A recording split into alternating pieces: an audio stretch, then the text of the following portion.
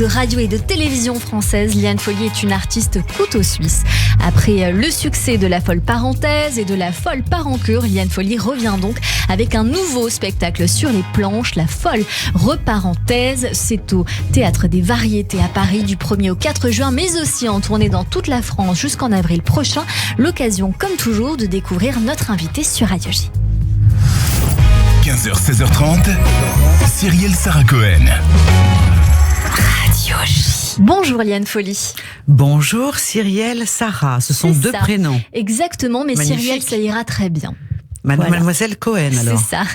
Moi, vous savez, un jour, on m'a dit que j'allais rencontrer un monsieur Cohen. C'est drôle, hein? Et est-ce que vous avez rencontré monsieur Cohen? Non, mais ça, c'était mon ami Elie Kakou. On aura l'occasion d'en parler. En tout cas, merci de m'inviter. Je suis ravie d'être avec vous aujourd'hui. Et je suis ravie de vous recevoir sur l'antenne de Radio J. Alors, on a pour habitude de démarrer par le début, toujours le début, pour découvrir qui vous êtes au-delà de ce que vous faites. C'est parti. Liane Folly, vous êtes née le 16 décembre à Lyon. Vos parents, commerçants en Algérie, arrivent en métropole en 62 avec la communauté Pieds Noirs, bien sûr. Sur votre album, un de vos albums, il y a une chanson qui s'appelle Déraciné. J'aimerais beaucoup que l'on en parle. Bien sûr. Je sais que vous écrivez vos chansons. Oui. Sur cette chanson-là, qu'est-ce que vous avez voulu dire? Parce qu'il y a cette parole, notamment une petite voix étrange, venue d'ailleurs, parle d'Alger. Je suis déracinée, vous dites, sans un décor, sans un repère, exilée de l'univers depuis que je suis née. Et je suis très intéressée par ce que vous avez voulu dire dans cette chanson-là. Je m'adressais à toute la communauté Pieds Noirs qui a été évidemment meurtrie, touchée pendant tous ces événements de 62. Et puis qui a vraiment... c'est-à-dire que moi j'ai le souvenir quand même, depuis des générations, ma famille était là-bas et qui s'entendaient vraiment tous très bien entre eux, qu'ils soient de confessions différentes. Il y avait un respect, un amour, mais aussi cette douceur de vivre. Et donc quand il a fallu partir, moi je n'ai pas connu l'Algérie, puisque j'ai été conçue. Vous êtes arrivée après ? J'ai été conçue, il en fallait de l'amour pour me concevoir sous les bombes, mais j'ai été après, je suis arrivée 6 mois après leur départ, oui. Vos parents venaient d'Alger, précisément ? Non, de Oran. Oran, très bien. Toute ma famille était à Oran, ma mère est née à Mostaganem et mon père à Saint-Cloud. Voilà. On est en train de me dire, comme mon père en régie. Pardon ? On m'a dit en régie, mon Philippe Sinclair me dit, comme mon père. Et ma mère d'Oran. Et j'embrasse aussi ma maman qui vient aussi d'Oran au passage. Mais bien sûr, comment s'appelle votre maman ? Elle s'appelle Corinne. Ah Corinne, et comme alors, votre sœur. On l'embrasse absolument. Peu avant votre naissance alors, vos parents s'installent à Lyon, dans le quartier de Perrache, où ils tiennent le commerce, la droguerie du sourire. Et je me suis demandé jusqu'à quel point ce nom d'enseigne ne vous avait pas influencé dans votre vie. Ah oui, ça c'était vraiment... c'est dans mon ADN. Voilà. Mes parents, alors justement, on parle de cette période qui a été terrible parce que ça a traumatisé énormément de personnes. Moi-même, je me souviens qu'à ma naissance, maman était très blessée encore. Elle a fait, même enceinte de moi, deux dépressions. Et tout ça était très, très douloureux. Mais malgré tout, ils étaient un couple très lié, très fusionnel et qui adoraient le rire. Voilà, ils adoraient rire ensemble, ils aimaient la musique passionnément. Et je crois que toutes ces personnes qui ont ce lien commun d'une grande souffrance ont voulu aussi oublier, ensuite, en perdurant, en faisant des enfants, des grandes familles, etc., mais ont voulu quand même masquer leur souffrance en respect par rapport à leurs enfants. Et je crois que on a reçu beaucoup d'amour, finalement, toutes ces générations ensuite. Et puis de rire, oui, ça c'est le côté méditerranéen, chaleureux, de l'épicurien total, de toujours bien manger, bien boire. Et le rire fait partie de cette éducation méditerranéenne, oui, absolument. absolument. Est-ce que vos parents étaient aussi artistes? Parce que je crois qu'il y a ce fil rouge comme ça entre vos frères et sœurs et vous, et peut-être même que ça vient de plus haut, j'imagine bien, parce qu'il y avait un orchestre familial. Oui, ça vient aussi de mes grands-parents, et en fait ce désir de non, ils étaient pas artistes eux-mêmes, mais c'était des artistes dans leur genre parce que ils avaient cette droguerie à Lyon qui s'appelait la droguerie du sourire. Mes parents étaient des clowns psy. On va dire, on va aller chez les Faliègues. C'était genre, les gens venaient pas acheter un paquet de lessive, hein, ils venaient rire ou raconter leur vie ou pleurer ou se confier. Et donc tout ça, c'est riche, tout ce passé-là. Moi, j'ai vécu comme ça, et c'est comme ça que j'ai enfant commencé à regarder les clientes. Je les imitais, tout ça, ça a commencé donc comme ça. Ça démarre très très tôt. Oui. Petite aussi, Liane Folly, vous êtes formée à la musique, oui. avec le piano, le chant, le solfège, mais aussi bien sûr la danse classique, le modern jazz dès l'âge de 5 ans. Et à 12 ans, vous entrez dans l'orchestre familial Black and White, créé par votre papa. Votre mère réalise, elle, les costumes. Quels sont les souvenirs que vous avez gardés de cette période de votre vie? C'était une vie atypique pour mon âge. Mais je l'adorais, et c'était un grand secret. On faisait ça, c'était un secret de famille en fait. Mais moi j'étais dans un bain, donc je me rendais pas compte à l'époque que je vivais pas la même vie que mes copines. Mais en fait, ce qui était formidable, c'est justement qu'on s'amusait tous ensemble. On était en famille, c'était doux, Et mes parents, évidemment, s'il y a un petit reproche à leur faire, il y en a beaucoup qui vont se reconnaître dans ce que je vais dire, mais ils nous ont pas assez armés contre la violence de l'extérieur, la méchanceté des gens. Parce que vous étiez dans ce cocon d'amour, justement, protecteur, cette bulle. Oui, c'est ça. Et puis donc après, alors surtout, c'était un orchestre qui n'était même pas professionnel, hein, c'était amateur. Après, je suis rentrée dans les orchestres professionnels pour continuer ma vie. Mais ce que je veux dire, c'était que bien sûr, on a beaucoup de chance. On se reconnaît tous entre nous, hein, quand on parle les pieds noirs rapatriés, qui soient d'origine juive ou, enfin, je veux dire catholique. Ça veut rien dire. C'est une communauté de gens qui ont les mêmes racines. Mais oui, on a les mêmes racines. Et puis, je crois qu'il y a ce petit grain de folie justement qui est là, d'aimer la vie et toujours remercier ce qu'on fait, où on en est. Il y a une adoration de la vie aussi. Il y a moi, je m'émerveille à chaque instant, chaque jour de ma vie, parce que je ne veux jamais. Alors après, bien sûr, je travaille, je suis intransigeante dans mon travail, bien sûr, je suis perfectionniste, bien sûr, mais comme disait Einstein, hein, voilà, on veut pas toujours parfait. Mais ce que je veux dire, c'est que la vie avant tout, je crois que quand je dis nous, je me reconnais souvent avec toutes ces personnes, et je crois qu'on a le rire en commun. C'est très important, la dérision. On va le voir, de toute façon, que le rire va être cumulé avec la chanson, la musique, tout ce que vous aimez et qui vous compose, évidemment, Liane Folly. Est-ce que vous diriez que la musique, la scène, c'était déjà en vous depuis petite, ou bien que votre famille a fait en sorte que vous deveniez l'artiste que vous êtes devenu? Alors mes parents m'ont encouragé, bien sûr. Ils m'ont pas poussé dans le sens, il y avait pas d'obligation. Ils ont vu aussi que j'ai très vite mordu à l'hameçon, c'est-à-dire que ça m'a vraiment plu et que j'ai décidé d'en faire mon métier. Mais en même temps, c'est très curieux notre profession, parce qu'en même temps, c'est énormément de travail. Et ça, je crois que la notion, c'est pas dans notre culture, c'est pas dans la culture française, voilà. Chanteuse d'orchestre, c'est pas un métier, vous voyez, alors que c'est un gros boulot. Mais c'est pas dans notre culture. Moi, j'ai plusieurs cordes à mon arc. Je sais que je fais plusieurs disciplines. On me demande souvent de un peu, je sais pas me justifier, mais donc parce que nous n'avons pas cette culture-là. Parce qu'on aime un peu les cases aussi. Oui, il faut dire le côté. Bon, après, ça commence à se démocratiser et à se développer. On demande aujourd'hui de plus en plus aux gens d'être polyvalents. Mais dans les cas, c'est vrai que quand on est à la chanson, chanson, on a tendance à se dire, on aime bien avoir la personne dans une case, même si aujourd'hui on est acteur, on est... Oui, mais parce que c'est une question d'éducation. Dans les pays anglo-saxons, un artiste est un artiste complet. Je veux dire, moi, quand je vais voir Harry Connick Jr. sur scène et qu'il imite Michael Jackson, ça paraît... Voilà, ça choque personne. Et donc, après, c'est une question d'éducation. Mais j'ai la chance, moi, la seule chose qui est très importante, c'est le public. Je fête mes 35 ans de carrière, le public me suit. Il a toujours été fidèle, aimant. Pour moi, c'est un bonheur d'avoir ces gens. Peut-être aussi Liane Folly parce que vous êtes au-delà d'une chanteuse, vous êtes une personnalité. Une femme. Aussi, bien évidemment. Je crois que c'est ça, oui. Encore personnalité, oui, bien sûr, c'est célébrité, c'est tout ça. Au départ, on cherche pas ça quand on aime l'artistique qu'on fait. Moi, j'ai jamais demandé, j'ai jamais rêvé d'être connu, etc. Au contraire. C'était pas votre ambition. Ah non, au contraire. Moi, je suis quelqu'un qui aime bien la discrétion, on dit vivons heureux, vivons cachés, mais c'est vraiment ça. À 60 ans, je peux vous dire que c'est vraiment ça, me concernant, mais en revanche, oui, c'est ça, c'est aimer passionnément ce que je fais. Moi, j'aime passionnément ce que je fais.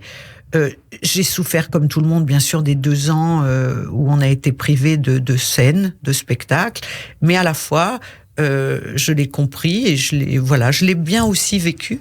C'est ça, vous avez pu faire des choses que vous ne pouviez pas faire en temps normal. Donc finalement, ce Covid a été fédérateur. Voilà. Pour moi, il a été bénéfique parce que ça m'a donné aussi envie de faire ce spectacle aujourd'hui.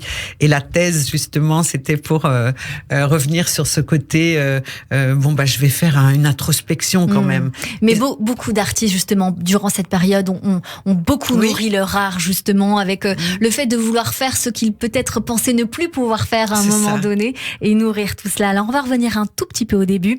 Votre voix, finalement, Liane Folly, c'est la pièce maîtresse, la vôtre, puisqu'elle sera l'outil qui va vous permettre de chanter dans des orchestres, vous l'avez dit il y a quelques minutes, dans des bals professionnels, jusqu'en studio. Vous serez choriste même pour Dick Rivers. Je crois savoir. Ça, c'est pas du tout, non. C'est Dick Rivers qui m'avait demandé ça. J'étais déjà signé chez Virgin. J'étais déjà en... Oui. C'est pas quand j'étais... Oui, il m'avait demandé de participer à ça fait partie, de votre parcours. Absolument. Vous allez même prêter votre voix pour des jingles, des publicités, jusqu'au téléphone rose. Je trouve cette anecdote exceptionnelle. C'est plus qu'une anecdote, hein. C'était tous les jours, j'écrivais des textes coquins et c'était à l'époque du Minitel et toutes ces choses-là. Oui, c'était une ligne rose.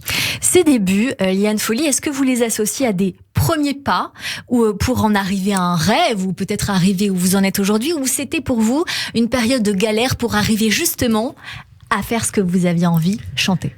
Mais écoutez, je vais vous répondre c'est toujours la galère pour tout le monde. Vous croyez que c'est pas parce qu'on a 35 ans de carrière, la vie elle est bonne parce qu'elle est galère. Si on n'avait pas dans la vie des problèmes à régler, des solutions à trouver, des montagnes à franchir, des choses à bas, si on n'avait pas tout ça, eh bien, ça ne serait pas la vie. Ce que vous dites, c'est que ce n'est pas le but qui compte, mais le chemin. Mais c'est le chemin, absolument. Le chemin est souvent difficile, mais on dit que le difficile est aussi le chemin. C'est un peu... voilà. Et puis, c'est en rencontrant des gens différents, et puis en arrivant aussi à force de rencontres. Mais c'est aussi un travail sur soi-même qui est très important. Parce qu'il faut évoluer, il faut grandir, il faut s'améliorer soi-même, et puis peut-être voir la vie d'abord en rose, comme on disait tout à l'heure, hein, parce que justement, c'est ça aussi qui apporte un certain épanouissement. Je suis bien d'accord avec vous. Alors en 84 justement, vous rencontrez une jeune équipe lyonnaise. On vous en parle bien évidemment souvent, artistique. Je tiens à tous les citer. Philippe Viennet, Christophe Butin, Jean-Yves Cazès et bien sûr André Manoukian dans leur studio. Et avec eux, vous allez trouver, je crois, votre style, développer un répertoire avec un accent bien sûr jazzy pour aboutir à cette fameuse signature chez Virgin en 87 qui fait naître ce premier album, The Man I Love, en 88. C'est la reprise, je crois, d'un standard écrit par The Gershwin Brothers en 1927. Exactement. Mais au départ, il faut dire, la rencontre avec ce directeur artistique, Fabrice Nataf, né d'un total quiproquo. Absolument, Ouais, c'est vrai. Eh ben, moi, je suis très pressée de monter à la capitale, comme on dit, et de prendre des rendez-vous dans la maison de disques. Et puis je m'achète le guide du show business à Lyon, à la Fnac. Je me rappellerai toujours de ce jour-là. Je vais vraiment acheter ce truc-là. Je me dis, je connais personne, c'était je vais cette espèce regarder. de bottin assez énorme. Oui, très bien. Enfin, vous êtes très jeune. Non, mais enfin, je fais pas mon âge. Je vous remercie, mais je ne suis vous pas. êtes très très jeune. Je sais pas quel âge vous me donnez, mais je ne suis pas très jeune. En tout cas, c'est le tout début. Ça, c'est vraiment. Je pense qu'on est guidé dans la vie par de l'instinct, par des choses incroyables. Mais je suis là, je suis accrochée à mes téléphones tous les jours. J'essaie d'avoir des rendez-vous dans les maisons de disques. Et donc, c'est un hasard total parce que c'est dû à un homonyme de Jeanne Folly, qui était journaliste à l'époque. Et il m'a reçu vraiment parce qu'il pensait recevoir Jeanne Folly. Bon, quand j'ai été là, il s'est rendu compte que. Mais ma mère m'avait prédit. Elle était clairvoyante, ma maman, et elle m'avait prédit que j'allais rencontrer un grand garçon avec des cheveux bouclés, avec des lunettes en écaille et qui aurait un nom juif.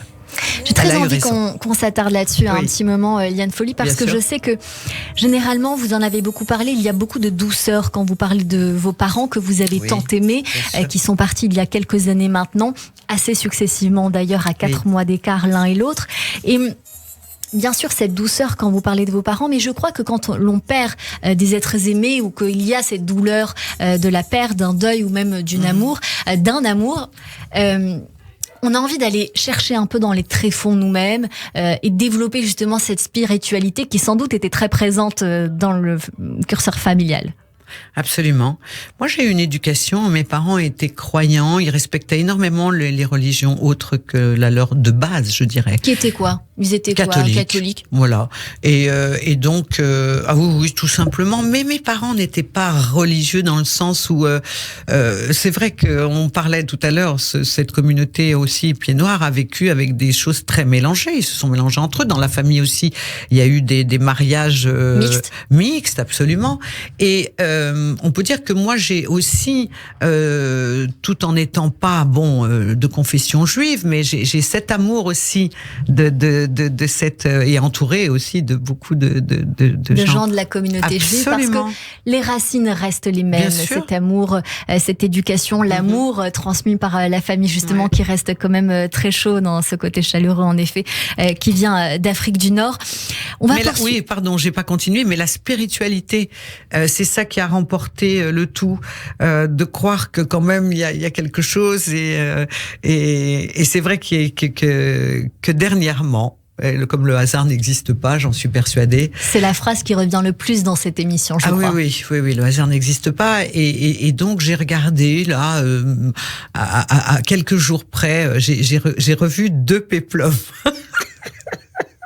J'ai vu Ben-Hur et j'ai revu Spartacus. Et en fait, j'adore ce genre de choses. Ça m'a replongé dans. Vous savez qu'un de mes films préférés, c'est Yentl quand même. C'est le film qui a été fait par Barbra Streisand et avec Michel Legrand. Et ça, c'est vraiment un de mes films préférés. C'est très dommage d'ailleurs parce qu'il avait été question que je le monte en comédie musicale, qu'on monte ça avec Michel. Ça aurait été génial. À Las Vegas. Et non, c'est Madame Streisand qui ne donne pas ses droits, puisqu'elle ne veut jamais qu'on fasse des choses. Voilà, elle donne pas ses droits tout simplement, donc on n'a pas le droit de le faire. Mais ça, à un moment donné où j'aurais adoré faire ça. Mais ça aurait été merveilleux parce que vous voyez, vous parlez de ce film, moi aussi, c'est un film de cœur que j'ai très envie de revoir en ce moment justement, mais que j'ai du mal à trouver. Alors vous me direz que c'est faisable. Mais vous pouvez le trouver. Non, je vais vous dire. Du mal. Avec plaisir. Oui, on va se faire notre petit marché. Avec plaisir, Liane Folly. Oui. On va poursuivre évidemment dans le curseur de votre vie. The Man I Love, Rêve Orange, les petites notes et bien sûr au fur et à mesure, les albums s'enchaînent. Vous êtes co-auteur, co-compositrice, ce qui est plutôt rare, je crois, à une période où c'est vrai que les chanteuses se laissaient surtout écrire et proposer des chansons. Elles choisissaient. Vous êtes un couteau suisse. Vous avez toujours voulu être à la racine, à l'origine de vos projets. Oui, parce que j'ai eu une formation importante. J'ai commencé donc jeune. J'ai toujours mélangé les disciplines, en fait. Et autant du théâtre que de la comédie musicale, de la danse classique, du chant, du piano, du solfège, etc. Et cet orchestre jeune qui m'a donné vraiment beaucoup d'aisance aussi, après qui m'a appris de l'aisance scénique.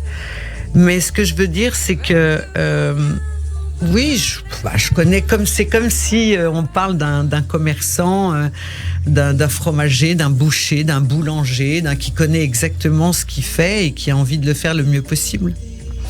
Liane Folly, vous avez dit récemment une phrase, on vous entend parler, j'ai ce gars-là juste en face de moi et j'ai envie de l'ouvrir pour parler un petit peu de ceci. Vous avez dit que vous n'aviez jamais rencontré le grand amour. Si, je l'ai rencontré, je dis ce que je veux. Et si je le vivais, le grand amour, sans que vous le sachiez. Mais moi, je trouverais ça génial. C'est ce que je fais. Vous le gardiez pour vous. Mais vous savez, il y a un moment donné où on peut pas non plus toujours. On nous demande beaucoup de choses. Je vous ai dit au tout début de l'émission que c'était tellement beau et sacré de vivre caché. C'est pas chez vous qu'on va dire le contraire, n'est-ce pas, mademoiselle? Et donc, oui. Donc c'était quoi la question? Non, je vous parlais de cet amour parce que vous me parlez du beau gala que vous avez en face de vous. Je l'ai sous les yeux, alors j'étais obligée de pencher mon regard dessus et de parler d'amour avec vous. Mais dans un instant, on va parler du spectacle, bien évidemment, sûr. Parce que c'est ce qui nous intéresse. Bien, pas de problème. Bien sûr, Liane Folly, mais vous avez une façon très douce de parler des choses et à la fois on sent votre caractère, cette femme que vous êtes. C'est important pour vous parce que vous dites aussi, il y a Eliane et il y a Liane.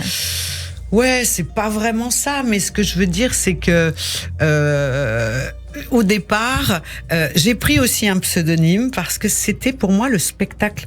Je fais le spectacle. Donc, ce pseudonyme de Liane Folly, il a été important aussi parce que quelque part, c'est un personnage, même si c'est moi-même.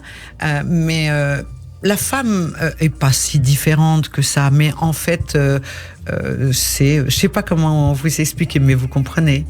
Liane Folly, c'était par rapport au livre de la jungle, parce que j'étais tombée amoureuse de Mowgli quand j'avais 6 ans.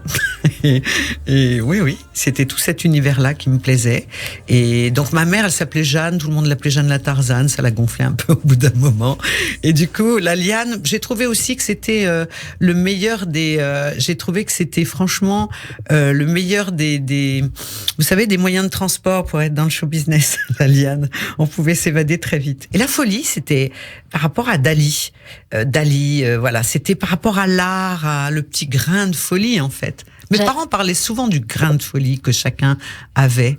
Et c'était pas du tout négatif, c'était pas le côté aliénation de la folie. C'est très positif même. Oui. Liane Folly, aujourd'hui, c'est plus de 40 singles, 35 ans de carrière, un petit medley pour nous faire plaisir. Bien sûr. Ça fait du bien, ça peut prendre là, ça va, ça vient, ça fait des choses, l'amour c'est ça.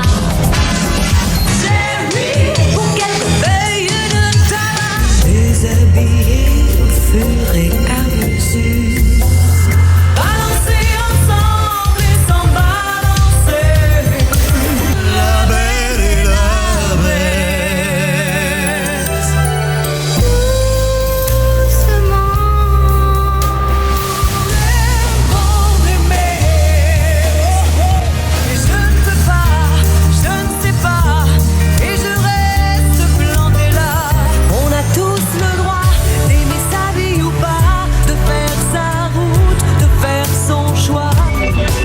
Mais quand c'est à son tour, quand elle prend la lumière, quand sa voix couvre toutes les voies, elle oublie tout autour en fermant les paupières. Elle ne vit que pour ces moments-là.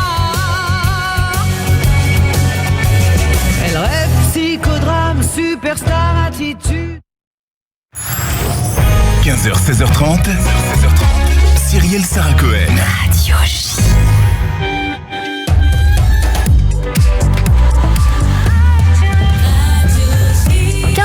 Sur Radio J, bonjour et bienvenue si vous venez de nous rejoindre tout de suite. Le rappel des titres avec Alexandra Sénigo.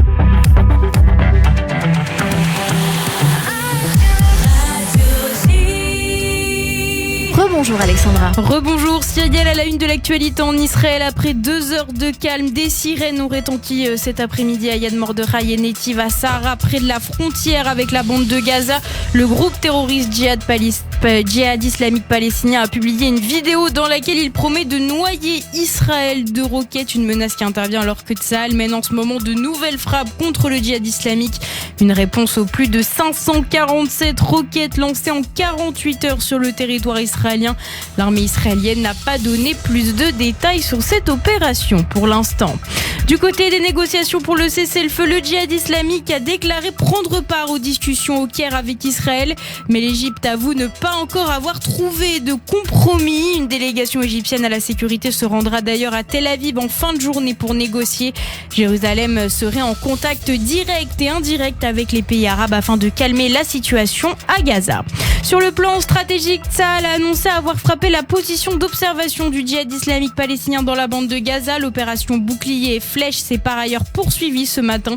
Un commandant militaire du groupe terroriste a été éliminé à l'aube par des frappes israéliennes dans le sud de Gaza. Les autorités affirment que 394 des projectiles ont traversé la frontière tandis que 124 sont retombés dans la bande de Gaza.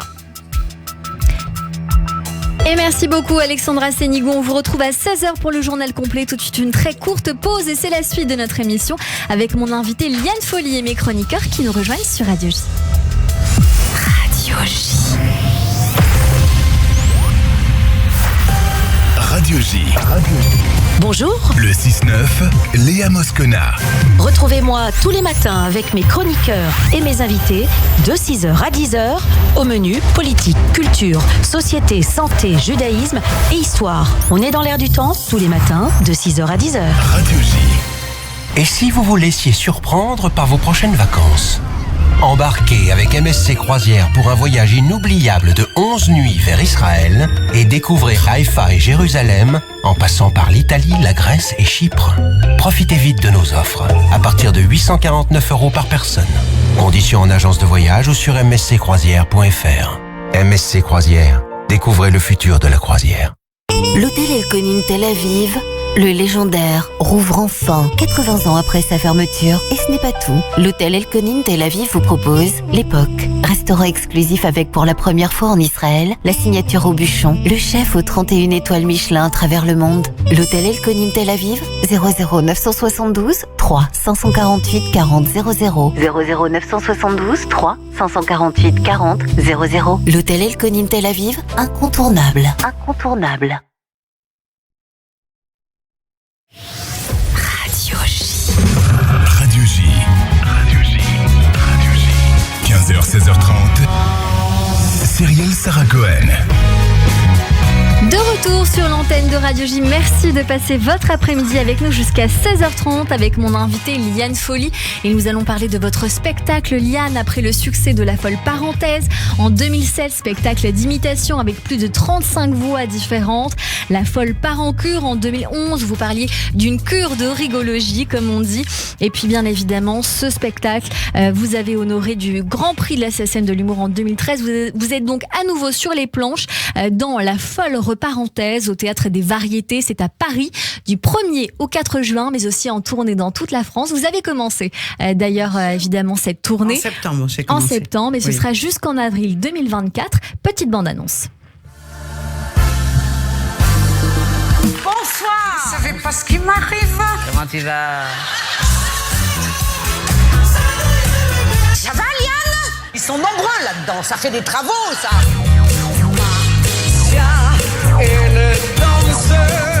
Rien que pour les faire chier, tous ces cons, hein. Et je leur ai dit, Babar vous emmerde. Morel, il a un swag de ouf. Et je t'avoue même que j'ai un petit crush. La Folle Parenthèse. Liane Folly, ça a l'air extraordinaire. Je viendrai vous voir avec bonheur du 1er au 4 juin pour une date. Eh bien, vous êtes la bienvenue. Je vous remercie beaucoup. Qu'est-ce qui vous tenait à cœur de mettre dans ce spectacle ?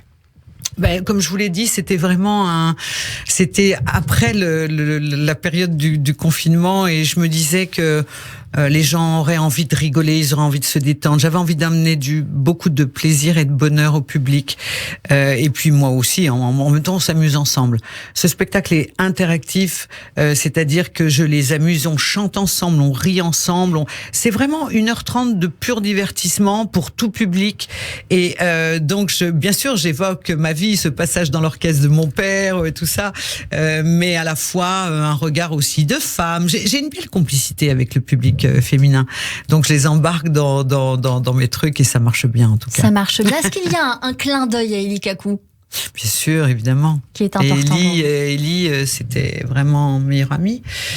C'était quelqu'un avec qui j'avais des liens formidables. Eh ben alors, Cyrielle, pourquoi ils t'ont donné 2 prénoms, tes parents ? Pourquoi ?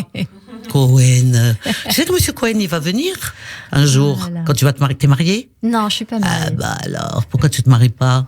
T'as pas trouvé encore la chaussure à ton pied ? J'ai pas trouvé la chaussure au pied. Alors, tu parles de toi, alors, quand tu regardes le gala tout à l'heure. Qu'est-ce qu'elle me dit, l'autre, là ? Oh ! Donc, il nous manque tellement. Oui, il nous manque beaucoup. Et justement, Élie, il adorait l'imitation. Et en fait, il faisait lui aussi Dalida dans ses spectacles. Il aimait bien.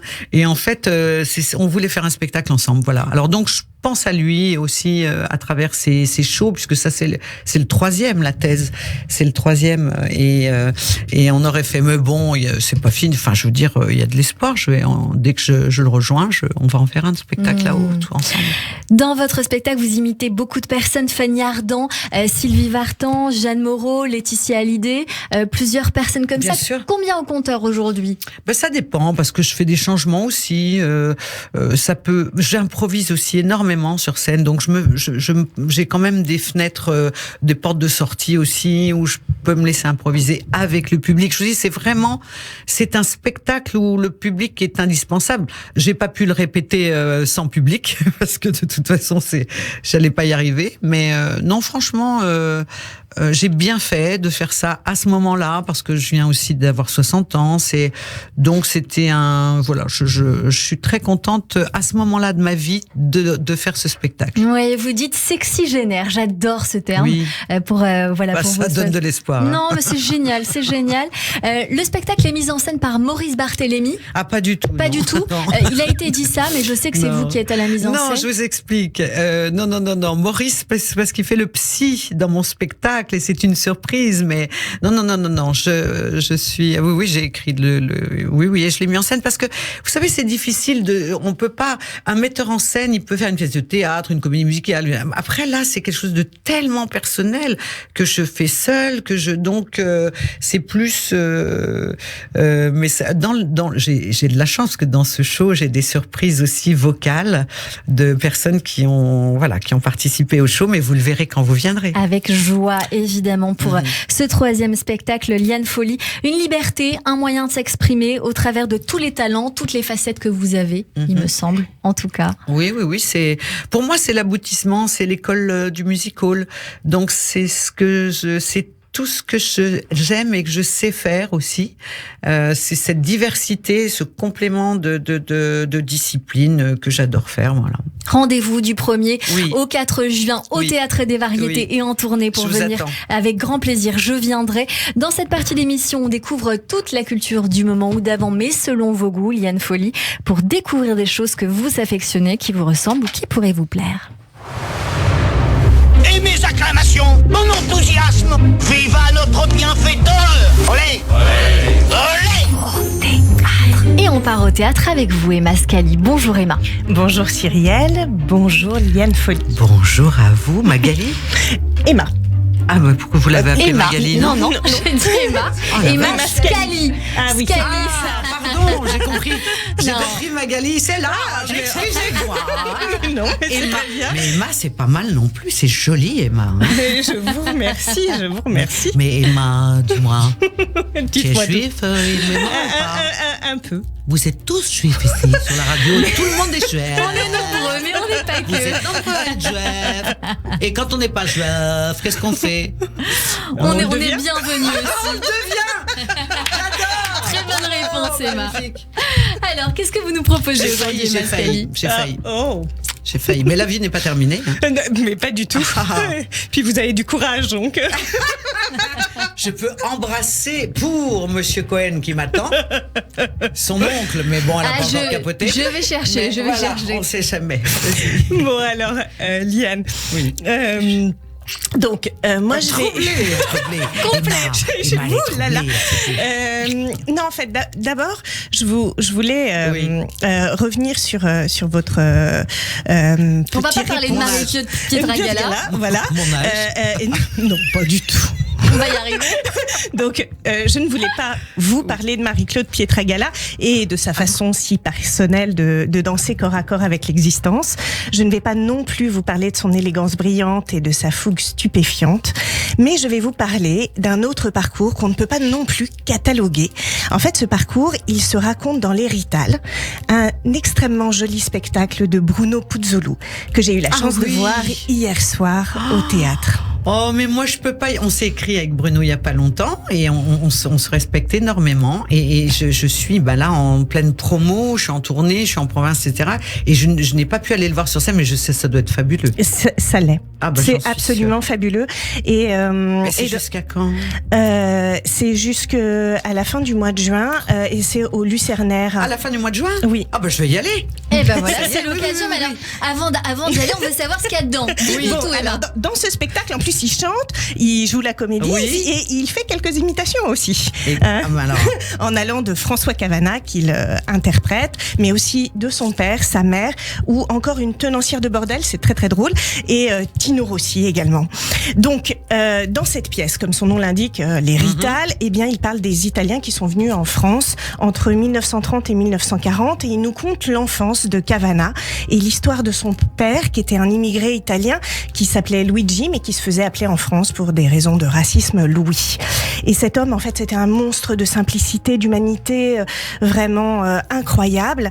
Et puis la femme, la mère de Cavana, elle était française et elle aurait pu de son côté se résumer à un intarissable grondement entre ménage, lessive, rêvant d'un fils qui deviendrait fonctionnaire au PTT.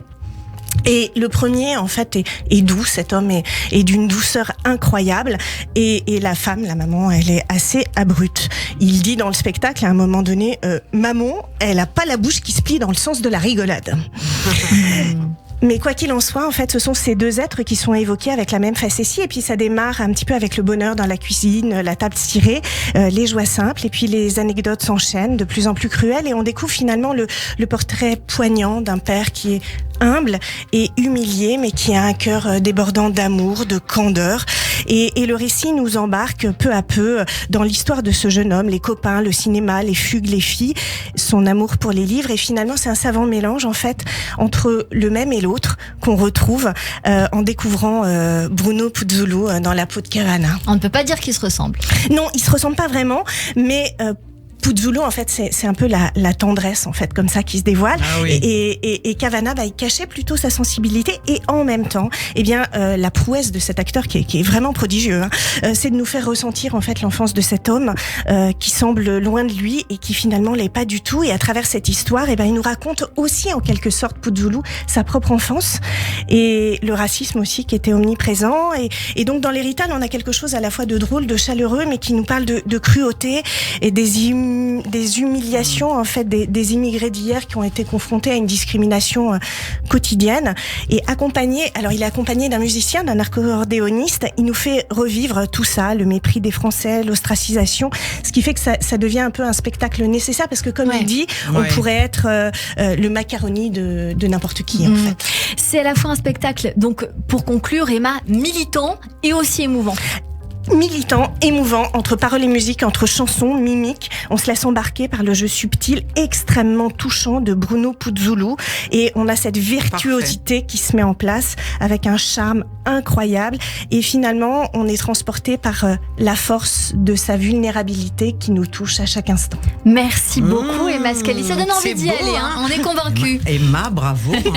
Bravo, Emma. Je rappelle que l'Hérital se joue actuellement au Lucernaire dans une mise en scène de Mario Puzzolo du mercredi au samedi à 21h, les dimanches à 18h. Et vous, Emma, vous avez en préparation une pièce et un seul en scène. Et pour vous retrouver, bien sûr, toute votre actualité de comédienne et d'auteur, c'est notamment avec notamment ce dernier livre, Série sur le divan. On peut aller sur votre Instagram, Emma Scali officiel. Merci Emma, à la semaine prochaine. Merci, vous êtes adorable. Tout de suite, la chronique émotion de Nicolas Rafal. L'émotion de Nicolas Rafal. Radio J. Bonjour Nicolas. Bonjour Cyrielle, bonjour Liane Folly. Bonjour Nicolas. Et il faut pas oublier le talent immense de François Cavana pour trouver des titres drôles. Oui. Notamment un livre posthume, Le dernier qui restera se tapera toutes les veuves. Ah d'accord. C'était son dernier bouquin. Entendu. Bon bah voilà, on se balade Nicolas. dans cette chronique émotion. Eh bien, au gré des goûts culture de l'invité, nous avons exactement les mêmes goûts, chère Liane Folly. Mais quand vous êtes rentré ici, j'ai dit ça y est, c'est lui. Enfin, on va avoir les mêmes goûts. Ouais, ben, culturel. Ça m'étonne. Vous êtes de quel signe, Nicolas? Gémeaux. Gémeaux et C'est un Sagittaire, bon vous savez signe. que c'est formidable. C'est vrai. Non, mais je plaisante pas. Ouais. Vous savez qu'on est on est vraiment l'un l'autre, on est en face, on est à l'opposé en même temps. C'est quel jour? Le 15 juin. Il me dit ça, C'est désolé. un jour. Mais c'est Le très jour. bien. Le Oui, jour non, de la- non, bah non, 15 juin, c'est très bien. Ça vous va?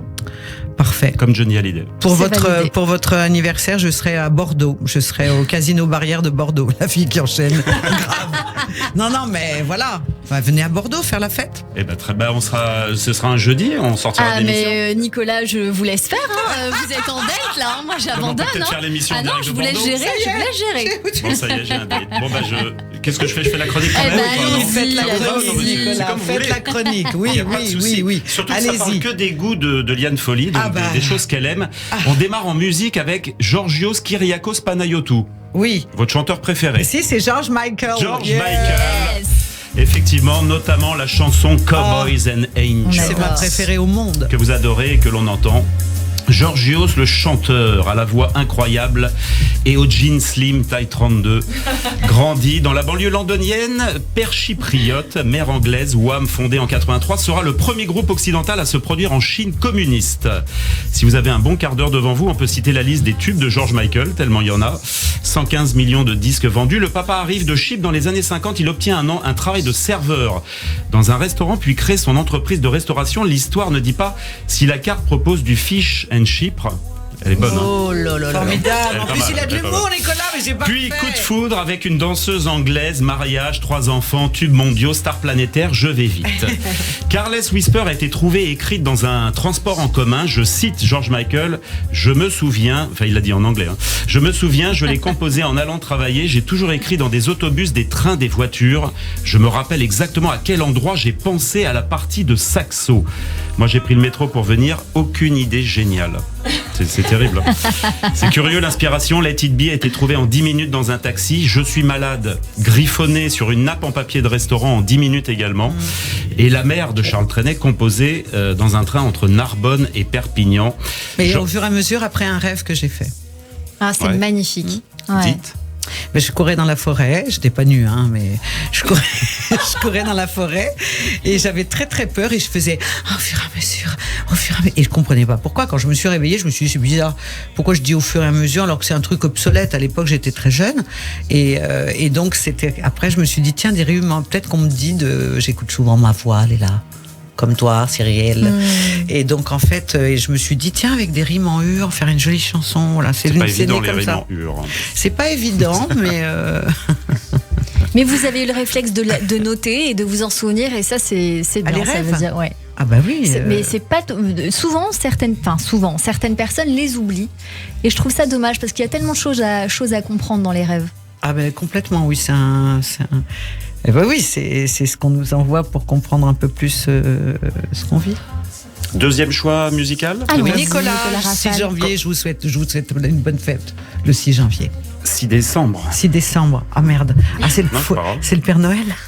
Ouais, C'est celui ça, qui est. Saint-Nicolas. Ah oui. Vous êtes un Père Noël alors. Voilà. Allez, je vous laisse continuer. Ben, deuxième choix, c'est votre deuxième goût. Je voulais te dire que je Il est t'attends. gêné, hein. Je vous laisse faire en 2 secondes. Cyrielle, elle regarde la régie, elle fait. Non, Elle est contente. j'ai dit envoie la deuxième chanson. Mais non, mais on est là pour passer un bon moment. Mais c'est génial. Alors. Je voulais te dire que je t'attends. Mais pas avec la voix de Jonas, avec la voix de Morane. Chanson Ah que vous oui, adorez bah, particulièrement. Et on écoute peut-être, Toujours. On va parler, alors quand on a envie de vous entendre, bien sûr, nous parler de Morane, parti sûr. il y a 5 ans déjà, le 7 mai, un quinquennat d'absence. Mais attendez, je fais d'abord votre première partie, rapide, et vous entrez ensuite. Je voulais te dire que je t'attends 1980, Michel Jonas est devenu depuis son album précédent le 3e. L'auteur de ces chansons, il y avait eu bien sûr Dites-moi et Super Nana, écrit par d'autres en 1974, mais depuis ce premier théâtre de la ville, seul en vedette en 77, avec des gens qui ne viennent que pour lui et où il décide une fois pour toutes de se débarrasser de son trac, de ses angoisses, car il n'a pas envie de vivre un peu parti, un peu naze comme un ashkénaze sur scène avec sa trouille. Michel Jonas, le natif de Drancy, à la voix de velours et de groove bercé à Ray Charles et Georges Brassens, écrit donc lui-même ses chansons. Et donc Morane, parlons d'elle, de sa voix chaude et caressante, sublime, ce trésor. Nous sommes en 2004.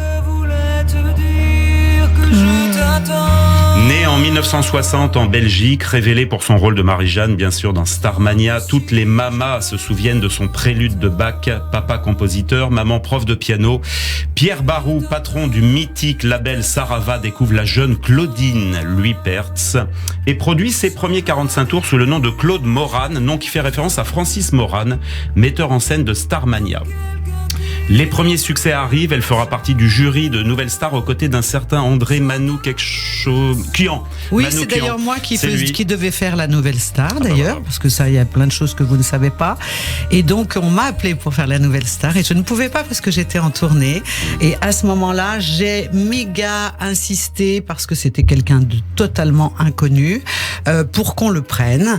Et ça s'est bien passé. Il a eu un rendez-vous qui s'est bien passé. Et c'est l'histoire d'André Manoukian a commencé comme ça. Et comme on n'en parle pas beaucoup, mais je trouve que c'est sympa d'en parler. Absolument. Voilà. Et vous allez donc nous raconter Morane, peut-être. Oui, bien sûr. Juste après avoir dit qu'en le 6 mai 2018, elle participe à un hommage gala à Jacques Brel. Elle chante la chanson des vieux amants. Ce sera officiellement la dernière chanson qu'elle chantera sur scène.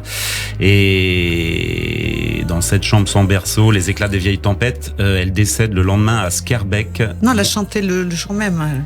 Le jour même ? Oui, oui. Ok. Elle avait des concerts, mais...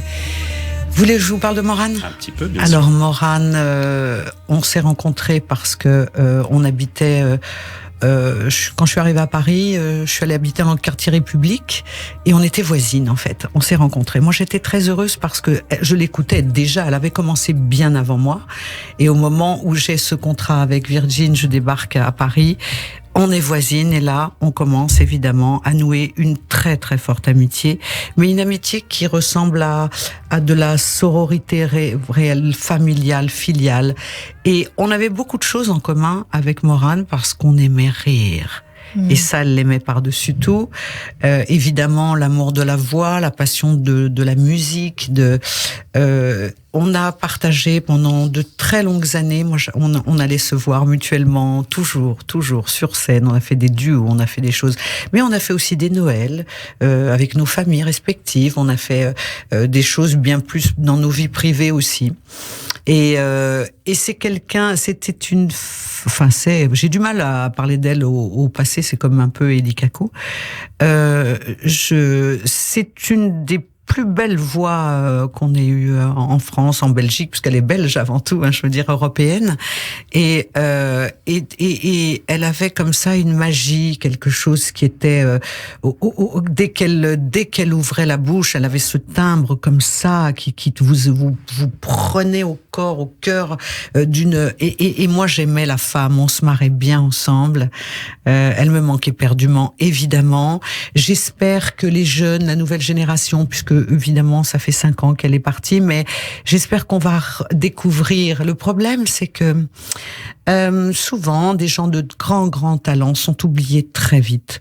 Et il est important pour la jeune génération de rappeler, d'écouter Barbara, d'écouter Nougaro, d'écouter tous ces gens-là et d'écouter Morane, parce qu'elle a des chansons sublimes et puis un timbre de voix exceptionnel, unique. Je lui rends d'ailleurs hommage dans mon show d'une manière assez personnelle et assez particulière.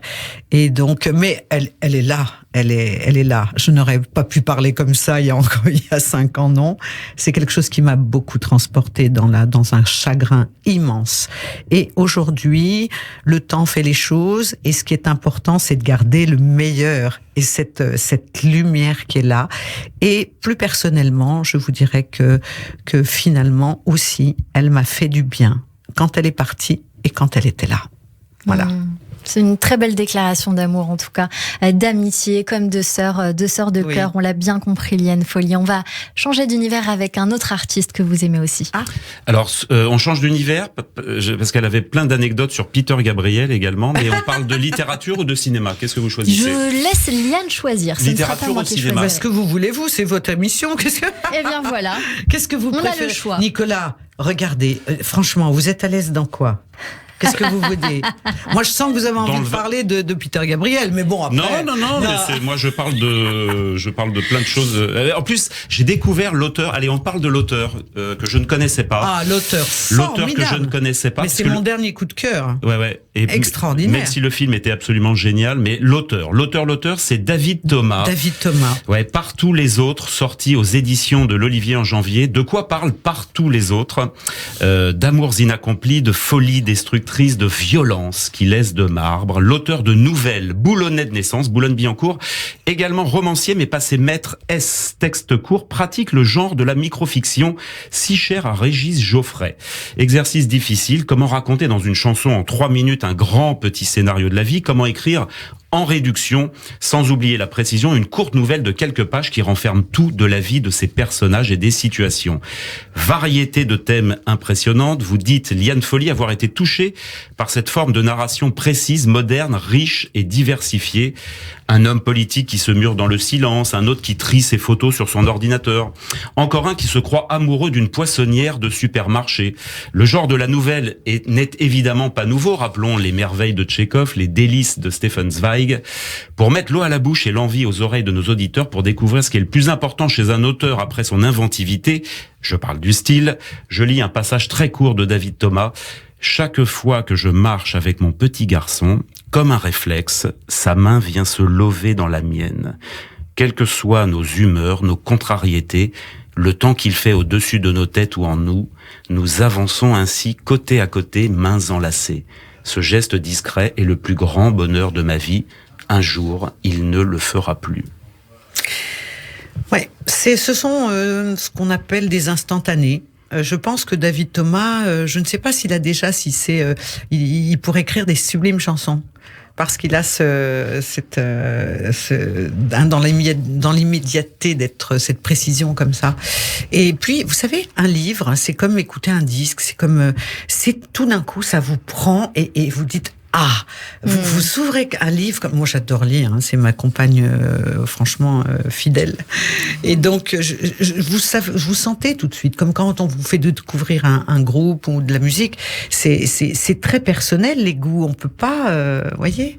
Soit ça vous prend l'âme, soit ça vous prend pas. C'est ça, un livre, une musique, une chanson. Oui, et puis c'est pas pour ça qu'il y a après une hiérarchie de bon goût ou de mauvais goût. Tout à fait, c'est très personnel. Tiens, la personne là est mieux que celle-ci. Non, ça n'existe pas, on n'est pas au César.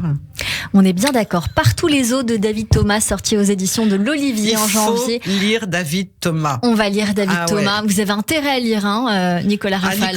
Et vous avez un rendez-vous à Bordeaux, je tiens à dire. Rendez-vous à Bordeaux le 15 juin. Pour votre anniversaire.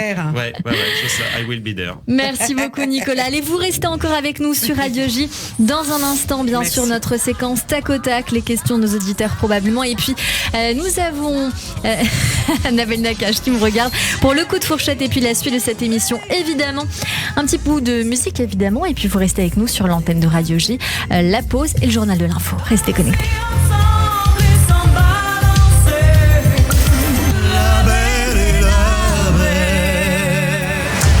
Radio J. Steve Nadjar. Bonjour, c'est Steve Nadjar. Je vous attends tous les jeudis soirs à 21h sur Radio J pour Géopolitique le MAG. Avec Alexandre Adler et mes invités, nous commenterons l'actualité internationale pour vous aider à mieux comprendre les enjeux d'un monde qui bouge au Moyen-Orient. Mais pas seulement. Géopolitique le MAG, c'est tous les jeudis à 21h sur Radio J. Radio J. Victor Vince, directeur général du MDA France. La campagne IFI est d'une importance capitale pour nos secouristes. Ils ont besoin de matériel médical, de véhicules médicalisés et d'équipements qui les protègent lors de leurs interventions. Faites votre don au MDA France et bénéficiez d'une déduction fiscale à hauteur de 75% sur votre impôt. Soyez les partenaires du Magen David Adom. Pour vous accompagner dans votre démarche, mda-france.org ou 01 43 87 49 02.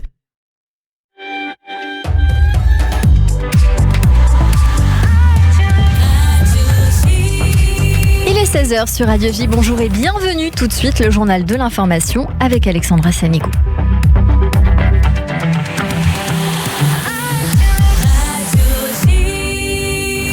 Bonjour Alexandra. Bonjour Cyrielle, à la une de l'actualité, Tsahal a abattu un membre de haut rang du djihad islamique palestinien lors d'une frappe à Khan Younis au sud de Gaza. Il s'agirait du chef adjoint du réseau de roquettes du groupe terroriste. Annonce faite par des médias palestiniens alors que Tsahal mène en ce moment de nouvelles frappes contre le groupe terroriste. 4 personnes auraient été blessées dans cette même frappe. Le ministre des Affaires étrangères, Eli Cohen, s'est par ailleurs de son côté entretenu avec 10 de ses homologues depuis le début de l'opération pour confirmer qu'Israël cible des chefs du djihad islamique et que Jérusalem fait ce qui est possible pour ne frapper que les terroristes. Israël qui multiplie les éliminations de terroristes haut gradés. Déjà ce matin, un autre commandant militaire du djihad islamique a été éliminé à l'aube par des frappes palestiniennes dans le sud de Gaza. Le djihad islamique qui a promis de se venger, une stratégie offensive de Tsahal expliquée par l'ancien officier des renseignements israéliens Raphaël Jérusalemi. Il y aura probablement des missiles, une salve d'honneur en tous les cas, tirés avant de cesser le feu. Et pour Tsahal, eh bien, faire des courses comme on dit, c'est-à-dire acquérir plusieurs cibles qui sont sur les listes dans les tiroirs de Tsahal. On a détruit cette nuit plusieurs salles de commandement et aussi même des propriétés privées, des villas et appartements de luxe qui appartiennent aux leaders du djihad islamique. C'est un grave coup porté tactiquement aux forces du djihad islamique. Raphaël Jérusalemi sur Radio J. Et selon le ministère de la Santé dirigé par le Hamas à Gaza, au moins 25 personnes ont été tuées depuis le début de l'opération Bouclier et Flèche mardi matin et 76 autres blessés. Ce chiffre comprend à la fois les terroristes ciblés par Israël et les civils. Les autorités israéliennes affirment que 394 des projectiles ont traversé la frontière tandis que 124 autres sont retombés dans la bande de Gaza. Selon Tsahal, les systèmes de défense aérienne ont intercepté 96% des roquettes. Le Magen David Adom indique que 32 personnes ont été traitées en Israël jusqu'à présent pour des blessures liées à des roquettes. Et du côté des négociations pour le cessez-le-feu, le djihad islamique a déclaré prendre part aux discussions au Caire, tout comme Israël. Une délégation égyptienne se tiendra d'ailleurs à Tel Aviv en fin de journée pour négocier. L'Égypte dit pour l'instant ne pas avoir trouvé de compromis, mais le président égyptien a déclaré qu'il était personnellement impliqué dans les pourparlers.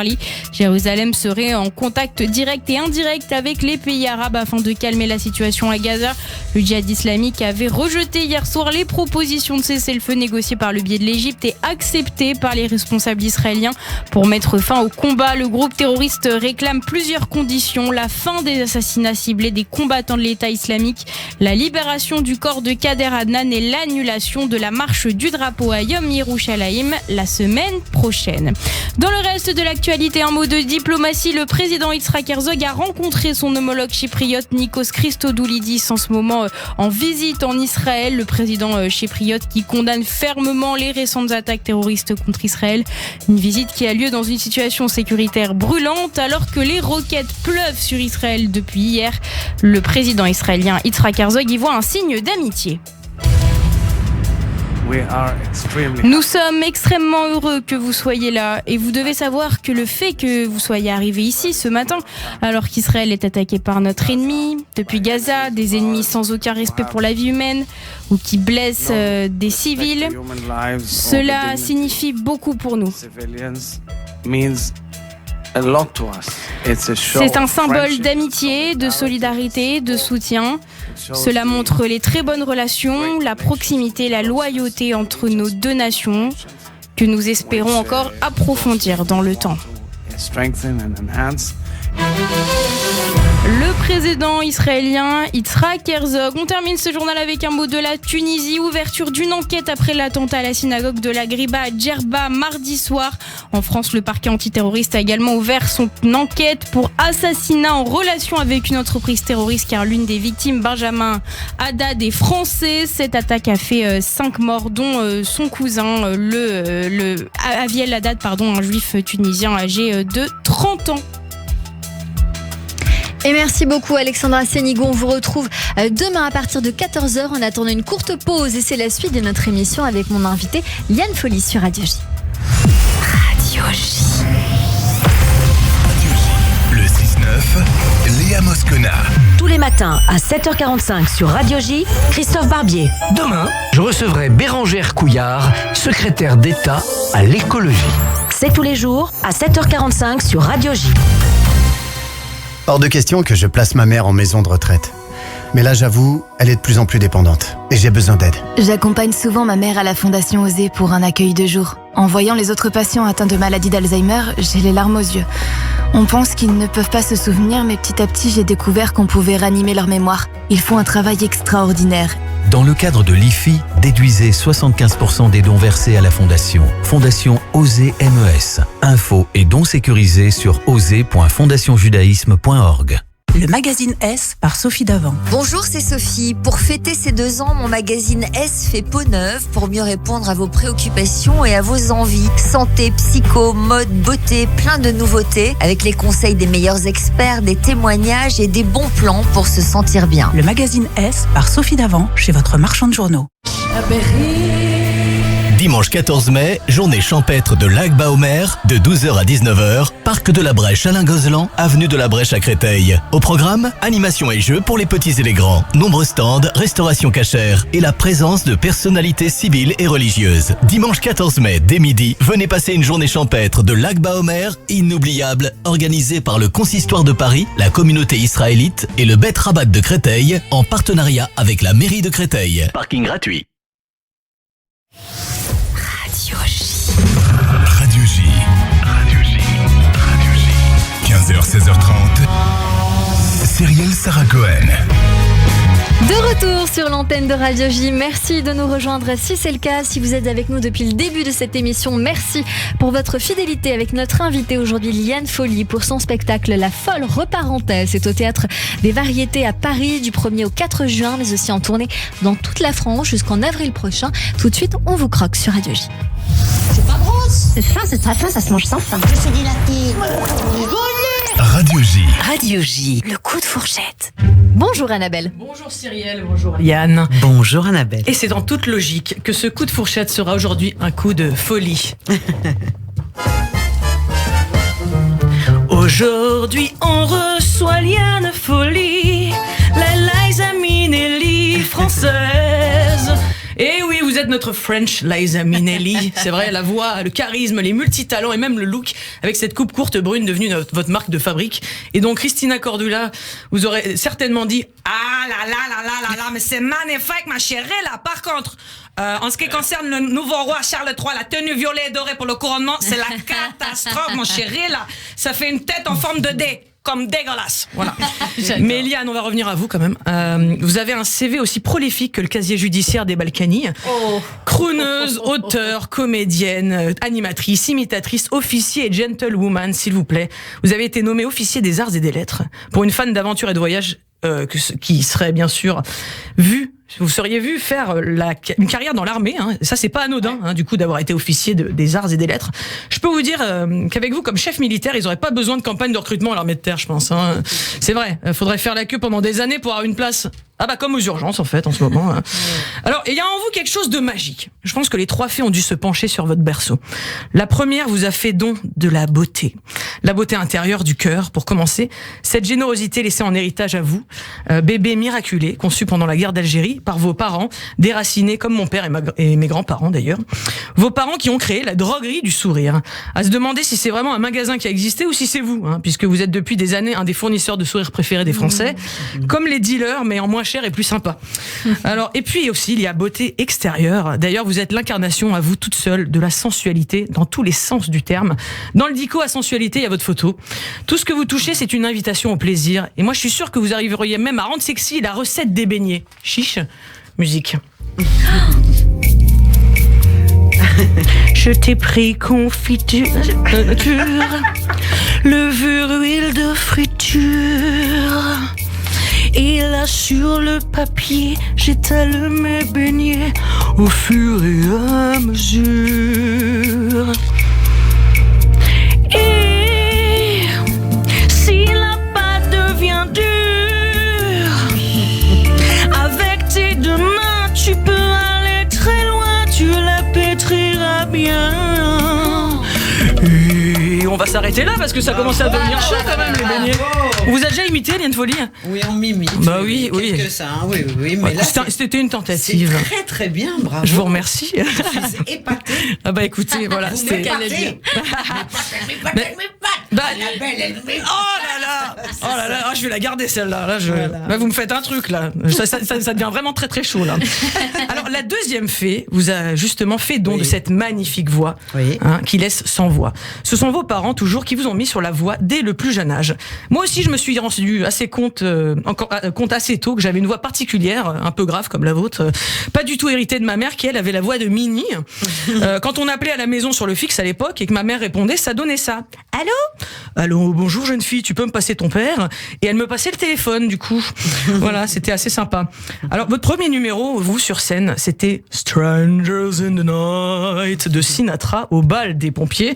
Et bah moi figurez-vous que j'imitais Eli Kaku au bar mitzvah de mes cousins. Il faut rigoler. C'est un spectacle comique. Oh, tu rigoles, je te fracasse. D'ailleurs, je l'ai vu quand j'étais enfant et c'est lui qui m'a donné envie de faire ce métier, vous voyez, donc ça nous fait un point commun. C'est sûrement grâce à cette voix d'ailleurs que j'étais la seule fille à participer à Graines de Star comme imitatrice. Et après mon passage, figurez-vous, l'émission s'est arrêtée. Super, bon sens du timing, Annabelle. Après moi, ça n'a pas fait long feu, c'est génial. Et justement, le don de votre troisième fée, c'est la longévité. Vous venez d'avoir 60 ans, faites ce métier depuis 35 ans, c'est un record. Vous dites que vous êtes une sexygénaire en pleine forme. Ouais, bah comment elle chante là-dessus comme Michel Drucker, la retraite à 64 ans, vous connaîtrez jamais ça, vous, hein? Oh, bah moi non plus, la Roselyne, je connais pas la retraite, il y a pas si longtemps, j'étais ministre bah je sais plus d'ailleurs, vu que j'étais tellement ministre. En tout cas, s'arrêter, très peu pour vous, vous êtes en mode carpe diem, et vous faites tout pour aller au bout du rêve, hein, comme la chanson du film La Princesse et les Grenouilles, dans laquelle vous jouez Mama Audi. À ce propos, vous le savez peut-être pas, mais ça fait 5 ans que vous êtes chez moi tous les soirs à 21h, au moment où je dois coucher mes enfants. Voilà, vous chantez avec moi en fait. Hein. Je sais pas si vous rappelez des paroles, on peut peut-être chanter ensemble maintenant. Bien sûr, ça va me revenir. Voilà. C'est quoi? On va 3, 4. Histoire éternelle. Ah, ça c'est La Belle et la Bête. Ouais. Qu'on ne croit jamais. Non, bref, en tout cas, il n'y a pas de souci, c'est pas grave. En tout cas, de cœurs étrangers découvre l'amour avec Charles. Oui, voilà. Oui. Et ben donc on l'écoute tous les jours. Alors moi je vous adore, Liane. Le temps s'arrête. Ça me revient pas tout de suite, mais oui, j'adorais cette chanson. Moi je l'adore et donc je pleure tous les jours en l'écoutant et en la chantant à mes enfants. Oui, vous étiez là. Oui, c'est pas mal déjà la mélodie, c'est déjà bien. En tout cas, qu'est-ce que je voulais vous dire, je vous adore Liane, j'adore vous écouter. Magnifique. Mais si on pouvait faire autre chose de plus sympa ensemble à 21h, moi ça m'arrangerait. Voilà, on pourrait aller dîner par exemple avec vous, la grande gourmande qui a grandi dans la ville des Bouchons lyonnais, hein, vous petite fille de chef cuistot dont les parents ont bossé pour Bocuse, vous qui raffolez du Mont Blanc de chez Angelina, paraît-il, et du chocolat, comme quoi, d'ailleurs je fais partie du club des croqueurs de chocolat, si vous voulez je vous invite. Ah oui, mais on m'a demandé depuis longtemps, mais en fait c'est vrai que je suis une grande mangeuse de chocolat. Ah bah voilà, donc si vous étiez une expérience culinaire, vous seriez un dîner dans un grand resto étoilé comme le Jules Verne que vous adorez en haut de la Tour Eiffel. Et Frédéric Canton. Voilà, c'est ça. Il en est le chef. Alors juste pour finir, j'ai le temps de finir ou pas? Oui. Pas vraiment. Mais si, ça va finir. Un petit, bon, désolé. Le temps de le dire, c'est foutu. Voilà. Alors pour finir, un petit hommage aux personnes chères que vous avez aimées et en particulier une que si je devais résumer, je dirais. Folie, s'appelle folie. C'est une vraie amie, dans son cœur y'a que de la musique, de l'amour et une voix fantastique. Avec elle on rit, on met du soleil dans nos vies. Merci Liane. Et d'ici là, bon appétit. Et merci beaucoup à vous, Annabelle Nakache. Vous pouvez retrouver Annabelle Nakache sur les réseaux sociaux, annabelle.show. Elle prépare son nouveau One Woman Show et vous pouvez la retrouver actuellement dans toute la France dans vos comédies Annabelle, Amour, Action, Vérité, J'en ai plein le couple et aussi J'en ai plein les gosses que vous jouez et que vous avez coécrit avec votre partenaire Rudy Mali. C'est ça. À la semaine prochaine sur Radio J. Je vais vous suivre. Ah, merci. Oh, j'en suis ravie. C'est gentil. Merci Annabelle. 15h, 16h30.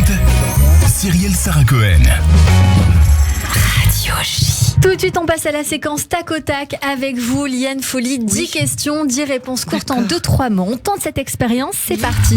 Qu'est-ce que la recette de l'amour, Liane Folly ? Le respect. Voilà. Le ou les sujets qui vous préoccupent le plus en ce moment ? L'éveil à la spiritualité qui n'est pas encore dans les mœurs. Quel est le plus beau compliment qu'on puisse vous faire ?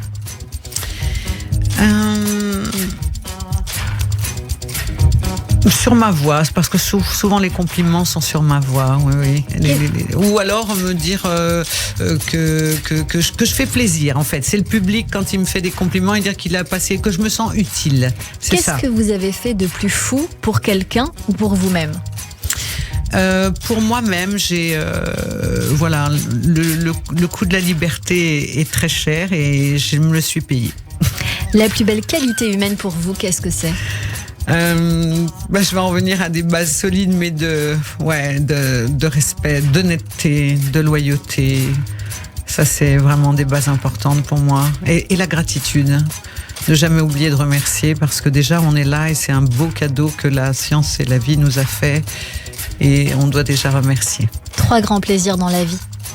Oh, eh bien, s'amuser sur scène, ça c'est un grand plaisir. Partager, mais ça peut être aussi... moi, je suis une globe-trotter, j'adore voyager. Donc voyager, pour moi, je peux pas m'en passer.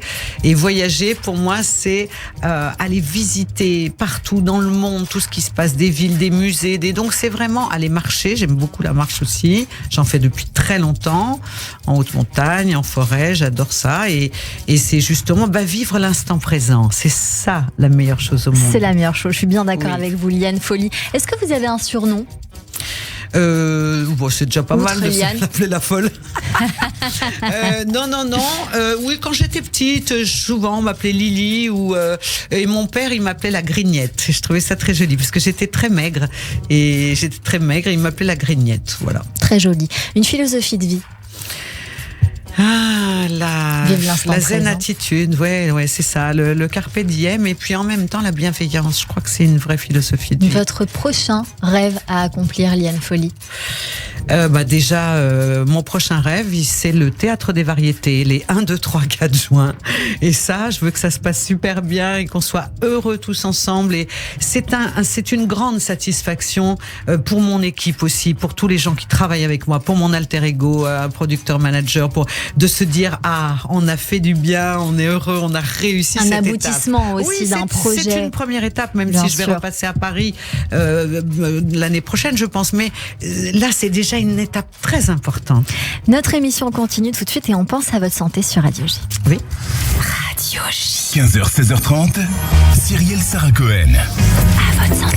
Et on parle de poids avec vous aujourd'hui, docteur Serge Rafal. Bonjour. De poids et d'alimentation. Bonjour. Et vous avez des jolies couleurs, je tiens à dire. Vous êtes bronzé. Oui. Ah si, je le vois. J'ai pas été au sud, je reviens de Berlin. Vous souhaitiez, Serge, aborder cet après-midi un problème tout à fait préoccupant, celui de l'augmentation croissante du surpoids, de l'obésité partout dans le monde. Et bien sûr, chez nous en France, c'est lien avec la modification de nos habitudes alimentaires, bien sûr, avec en particulier l'importante croissance croisant dans nos assiettes de ces fameux aliments transformés dont nous parlons beaucoup en ce moment et même, je dirais même, ultra transformés qui participent grandement à ce phénomène. Bien entendu. Vous parliez tout à l'heure, vous expliquiez qu'enfant, vous étiez toute petite. On constate depuis, je dirais, les années 70, l'industrialisation de l'alimentation. Vraiment, ça démarre dans les années 70. Et parallèlement, l'augmentation du surpoids, de l'obésité et, bien entendu, du corollaire, les maladies chroniques, parfois graves. Pour vous donner un chiffre, le surpoids, là, actuellement, c'est presque un Français sur deux. Le surpoids et l'obésité. 30% sont en surpoids, 17% sont obèses, et sur ces 17%, 5% sont très obèses. Et le lien est établi entre ce surpoids, enfin cette augmentation croissante du poids moyen de la population, des enfants. Ça a été multiplié par entre 4 et 6 selon les études, entre les années 70 et maintenant. Donc c'est très très très préoccupant. Docteur Serge Rafal, est-ce qu'il y a des populations plus touchées que d'autres? Oui, ou ça concerne tout le monde? Ça concernait principalement les personnes les plus âgées, avaient tendance à prendre un petit peu de poids dans les sociétés occidentales. Et là, on s'aperçoit que certaines maladies commencent à toucher, et le surpoids, l'obésité et les diabètes, par exemple, apparaissent de plus en plus tôt. Donc le diabète, les maladies cardiovasculaires, le cancer, enfin l'ensemble des pathologies chroniques. Et il y a un lien qui est indiscutable, qui est scientifique, entre notre alimentation, vous l'avez dit dans votre lancement, Cyrielle, une alimentation simple, on va au marché, on achète des fruits et des légumes, une alimentation légèrement transformée parce qu'on va trouver dans la cuisine, on va rajouter de l'huile, on va rajouter un petit peu de sel, et l'alimentation ultra transformée que nous proposent les industriels, qui là fait appel à des substances qui vont flatter le goût, qui vont en fait... Est-ce que le hamburger c'est ultra transformé? Mais on se dit qu'il y a de la salade, bien évidemment. On se dit qu'il y a un steak haché. Mais steak haché, Cyrielle, vous avez raison, par exemple les végétariens, alors je vais pas les attaquer, mais par exemple un steak haché de soja, c'est ultra transformé. Et voilà. Donc là, on est avec de l'alimentation qui est de l'alimentation. On a l'impression qu'on fait un effort. On est dans de l'alimentation. Que c'est du sain, que c'est vegan, bon. Et c'est pas bon. Le problème, c'est ce qu'on met, enfin ce que mettent les industriels. Alors ils l'ont fait pour améliorer la texture, pour améliorer le goût, pour améliorer l'apparence. Regardez le problème des nitrates dans la charcuterie. C'est un combat effrayant pour essayer de les supprimer. En conclusion, docteur Serge Rafal, qu'est-ce qu'on doit faire? On peut essayer d'avoir un vœu pieux qui est revenir à l'alimentation la plus naturelle, mais la sociologie de l'alimentation fait que les gens ont besoin, le temps consacré au repas est de plus en plus bref, et on va vers du tout prêt à l'emploi, et on délaisse malheureusement l'alimentation. Et puis aussi pour des questions de moyens, parce que ça coûte très cher, les fruits, les légumes, et les familles aujourd'hui, les gens sont en difficulté. On vit une période très difficile. Absolument. Donc on peut pas d'un côté, bien sûr, vous vanter de manger sainement, etc. Mais c'est impossible pour les familles nombreuses qui ne peuvent pas accéder à ça, à cette nourriture-là de qualité. Eliane, c'est un argument qu'on a souvent en consultation où les patients disent c'est cher, les fruits, les légumes, et ils vont manger un yaourt ou une pâtisserie, une viennoiserie qui coûte 2 €. Ouais, qui a été pour le coup bien transformé et qui pour le coup n'est pas bon pour la santé, mais qui coûte moins cher. Mais vous avez raison, là les problèmes, l'augmentation, l'inflation fait que les gens vont de plus en plus vers les produits ultra transformés parce qu'ils sont moins chers. Merci beaucoup, docteur Serge Rafal. Merci de prendre soin de nous tous les jeudis sur Radio J. Radio J. Le portrait psychologique. Et comme toujours à la fin de cette émission, on termine avec votre portrait, Liane Folly, puisque Joseph Agostini vous a écouté, et donc il y a un petit regard qui s'impose. Bonjour Joseph. Bonjour Cyrielle, bonjour Liane. Bonjour Joseph. Elle a bourlingué la grignette quand même. Oui. Et elle est née à l'hôpital Saint-Joseph à Lyon. Voilà c'est un signe. signe. Allez, ça y est, il est tombé maintenant le signe. Alors, vous nous avez rappelé cet après-midi, Liane, pourquoi votre présence dans le music hall depuis 35 ans nous est si chaleureuse. Je crois vraiment. Elle est issue de la douceur de vivre d'Oran et de cette envie de vivre quand même. Vivre et vivre quand même, c'est différent. Hein. Vivre quand même, c'est peut-être encore plus fort, plus intense, malgré les assauts, malgré les bombes. Alors, dans mon métier de psychanalyste, je considère que le couple parental contient souvent comme un vestige inconscient ce que nous pouvons rêver, ce que nous pouvons désirer en tant qu'individu. Et le lien de votre père et de votre mère, à la fois empreint de trauma et de joie, en dit long, je trouve, sur la personnalité qui s'est déployée tout au long de ces années. L'aspect protéiforme de votre carrière et de votre personnalité, finalement, qui sont indissociables, à ce caractère résilient avec le public qui accueille comme ça tout en vous. Comme si la petite fille qui avait été conçue sous les bombes avait trouvé sa place dans cette véritable osmose. Comme tous les grands artistes, vous donnez de l'espoir aux gens. Alors, je me dis, l'espoir, c'est un mot galvaudé, un mot qui, pourtant, n'est ni vain ni futile. Et pour le distiller, cet espoir, je pense vraiment, pour le vrai public populaire, il faut avoir communié avec le public dans la difficulté de vivre. Et vous avez dit une très belle phrase à ce sujet. C'est la galère, la vie. Mais le difficile est aussi le chemin. Et je me suis dit que justement, de quoi ont-ils besoin les gens, le public populaire, de quoi a-t-il besoin ce public pour qui l'on chante, pour qui l'on joue la comédie, sinon de cette reconnaissance profonde, d'une identification inconsciente, par-delà les clivages et les injustices. Je crois qu'il a besoin précisément de ça, qu'on partage sa galère, au fond, ou qu'on l'ait partagée. On est tous les mêmes. On est tous les mêmes, on a les mêmes blessures, les mêmes envies, les mêmes chagrins. On court toute sa vie après le bonheur, on ne sait pas où il est alors qu'il est à l'intérieur bien caché en nous. Et donc c'est tout ça, mais avec le chemin, les gens arrivent à prendre conscience de beaucoup de choses. On a tous des éveils à un même moment, et on se ressemble, on est les mêmes. Et on est des pièces de puzzle comme ça, parce qu'au bout d'un moment, ça fait waouh. On a tous les mêmes, vous voulez dire qu'on a tous le droit? Non, oui. On a tous le droit, oui, c'est sûr. Alors, pour le psychanalyste que je suis, votre pseudonyme est un véritable régal d'essence, il fallait que je vous le dise. Il y a une liane pour passer d'un arbre à l'autre, telle une gêne des temps modernes, qui ne se laisse enfermer dans aucune case, une gêne qui court dans la forêt, griffonne ses rêves et en fait des chansons. Je trouve une gêne de l'inconscient quand même aussi, on va d'une liane à l'autre, d'un rêve à l'autre. Et puis il y a la folie de Salvador Dali, qui peint des montres molles, qui met une moustache à la Joconde, qui renverse les conventions pour en faire des confettis. Finalement, c'est le spectacle, la folle parenthèse, c'est ça quand même. J'ai mis des paillettes dans ma vie. Des paillettes et quelque chose comme ça du surréalisme de Dali. Oui, très vous l'avez moderne. cité, Dali. Mais oui, parce que mes parents étaient très avant-gardistes. Mes parents aimaient Picasso à l'époque pour sa modernité, mais ils aimaient aussi beaucoup la communauté homosexuelle. Ils étaient fous de Jean Marais, du couple merveilleux avec Jean Cocteau qui fondait et tout ça, toute cette voilà, il y avait quelque chose comme ça. Vous savez, moi, mes parents, quand ils arrivaient à Paris, mon père, il disait allez, on va voir ma fille ce soir, et ils allaient chez Michou, quoi. non, mais pour dire, donc l'imitation et la passion de la comme ça, ce que vous avez sur scène. Oui, ils avaient ça déjà. C'est aussi vos bien parents. sûr, complètement.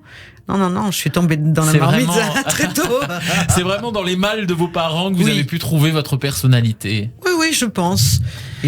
Et il y a aussi, pour finir, vraiment, et ça c'est quelque chose que j'ai remarqué en écoutant l'émission, une véritable curiosité pour les êtres et les choses. Et je dois dire, et je crois qu'on doit le dire aux auditeurs, même hors antenne, mon prénom. vous intéressez aux gens, vous êtes intéressé à Cyrielle. Et ça, c'est rare, parce que il y a souvent des artistes qui ont cette façon de parler à l'antenne, cette façon de se raconter, et puis qui est quand même un petit peu différente, qui contraste avec aussi une manière de se comporter quand on est comme ça, dans une forme de spontanéité. Et vous, je trouve que la spontanéité va de pair précisément avec votre personnage de scène et de micro. Et ça, il fallait le dire, et je crois que c'est ce qui explique aussi certainement votre célébrité. Alors je pense que les gens aiment bien ce qui est vrai. On a du mal à transmettre souvent des vérités, Parce que la vérité, elle est belle, la vérité. De toute façon, elle prend toute sa place. La vérité, un jour, elle arrive, un jour ou l'autre, même quand on veut la cacher. Donc, j'aime bien cette notion de franchise parce que la vérité, la franchise permet aux êtres d'être vraiment en connexion. Oui, absolument. Et j'avais écouté un débat entre Michel Onfray et vous. Et Michel Onfray était beaucoup dans la pensée, dans l'intellectualisation. Et vous avez été justement dans la spontanéité. Bravo, Liane. Merci. Et merci à vous, Joseph Agostini, que l'on retrouve tous les mercredis et exceptionnellement aujourd'hui avec nous sur Radio J. C'est la fin de cette émission. Merci beaucoup, Liane. Merci à vous tous. J'ai passé un moment merveilleux et je reviendrai. Avec joie. On vous retrouve dans la folle reparenthèse au Théâtre et des Variétés à Paris du 1er au 4 juin, mais aussi en tournée dans toute la France.